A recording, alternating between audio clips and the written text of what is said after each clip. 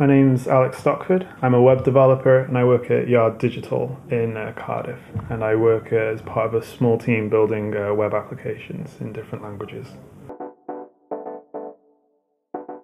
Yeah, like even as a kid, the first time my dad ever sort of sat me down in front of a computer game, he had a gun and stuff, and I was like, oh, this is really cool. I want to, how do you make this and stuff? So as a kid, always wanted to make and do things because that's so much fun.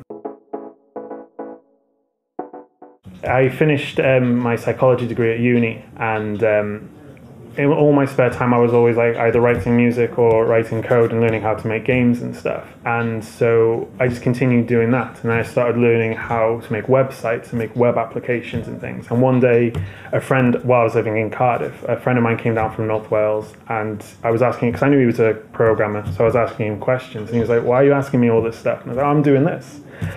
And he looked at it and he said, oh, how long have you been doing this for? And I was like, oh, about a year. And then before I knew it, he was giving me an interview with his boss up in North Wales. And even though I was living in Cardiff, to travel to North Wales, my parents live up there. It was kind of a huge risk because I had no experience, literally not educationally, nothing at all really. I just write stuff at home in my bedroom. They were going to offer me a job, so I thought I'll take this chance. And I had no money from it because I was spending it all on transport and stuff.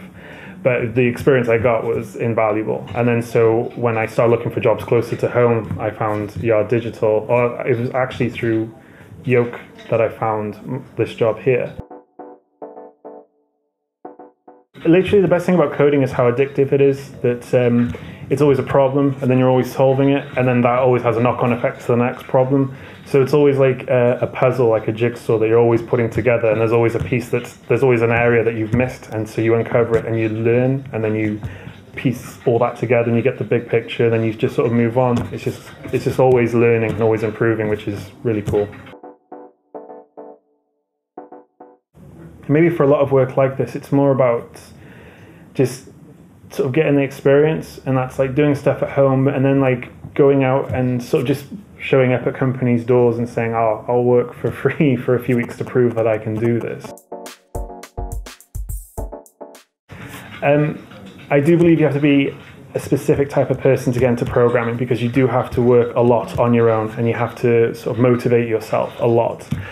And this is because all problems you face are all slightly different, and your problem might be similar to someone else's, but chances are they're doing it in a different language, they're doing it on a different system, so their approach is slightly different to yours. So you have to take what they've done, understand it, and then sort of reverse engineer it and use it for your own thing. And to do all that and to still want to learn and not find that sort of boring, I think, yeah, you do need a specific mental state, or you need something.